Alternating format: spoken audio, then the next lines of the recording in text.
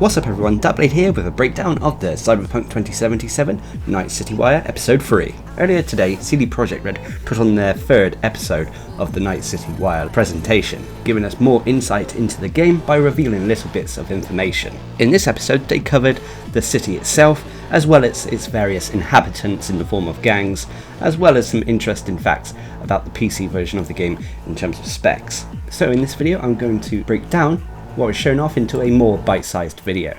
Now this episode could be divided into three sections. First of all was a tour of Night City, a new trailer that revealed more about the day-to-day life of what it's like in Night City. It was a very dark trailer to say the least, very nihilistic in a way. Everything is grimy and everything has sort of an oppressive feel to it. Put it this way, it's going to be hard to be a paragon of light in Night City. But in the interview that followed the trailer, the developer went on to talk a bit more about how the city is layered, how everything is intertwined with one another, how you will be stumbling across little side quests left, right and centre, and there should be surprises for everyone. The coastal city has every single street named, and it seems that the mise-en-scènes and small details have been a high priority for the level designers at CD Projekt Red. It's going to be interesting to see how much freedom we're going to get, because there was a line that the developer said when comparing the game to The Witcher 3 Wild Hunt, where in The Witcher 3, if you saw a castle on the horizon, you could pretty much ride over there, but in Night City, that may not be the case because there's going to be lots of intertwining aspects that could interrupt you and potentially prevent you from getting there, but we'll have to wait and see how this pans out. But then the second part of the show was all about the gangs of Night City, showing off the various factions that rule the streets of this hedonistic metropolis. Now in this trailer they showed off the various gangs of Night City, as well as a bit of the backstory behind them. The main ones they showed off was the Maelstrom gang, which was a cyberware addicted gang shown off in other trailers before. They are almost cyborgs, very unpredictable, very prone to outbursts of outright chaos. There was the Valentinos, which were kind of a Latino gang. The 6th Street, which were shown off as patriotic Americans, although leaning more towards the gun-toting crazy kind. There was the Voodoo Boys, which were netrunners that have been shown off in other trailers before, very tech-savvy. There was the Animals, who are the brutes of the game, the physically enhanced gang, who all look like flipping tanks.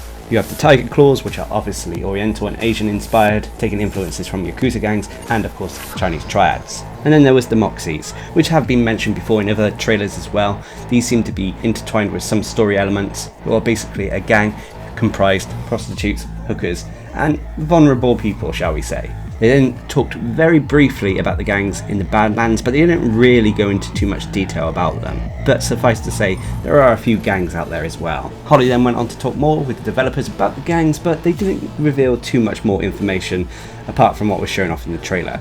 They did specify though that you personally are a merc. You cannot join a gang, although you can work for the various gangs. There will also be various gang-themed items such as weapons, gear, and vehicles. I'm sure items related to the various gangs may have different stats based on that gang's theme, or that benefit a certain playstyle or a certain class more than others. For example, if you're playing as a netrunner, then maybe doing work for the Voodoo Boys will yield you more useful rewards than some of the other gangs out there. But as always, we'll have to wait and see until we get our hands on it. But then, the final part of Night City Wire Episode 3 was talking a bit more about the PC version of the game. They briefly highlighted the finalists of the PC modding case contest, where fans modded various PC cases in Cyberpunk themes. They didn't reveal the winner, but they revealed the finalists. And then more importantly, for PC players out there, they revealed the specs needed to run the game. Now I'll be putting them on screen here so you can check them out. It doesn't seem the most demanding out there, but if you want it to look gorgeous, then it may set you back a bit. But there we have it, that is a breakdown of what was shown off during the Cyberpunk 2077 Night City Wire Episode 3. For me personally, learning more about the gangs as well as how day-to-day life in Night City Wire is was the highlights. It did feel a little bit shorter than other previous Night City Wires, but there is more to come on the horizon, so I'll be sure to bring you more breakdowns. But what are your thoughts? Leave a comment down below, and until next time, I've been Darcblade, bringing you a breakdown of the Cyberpunk 2077 Night City Wire Episode 3. Hope you enjoyed the little video, thanks for watching, subscribe and like for more.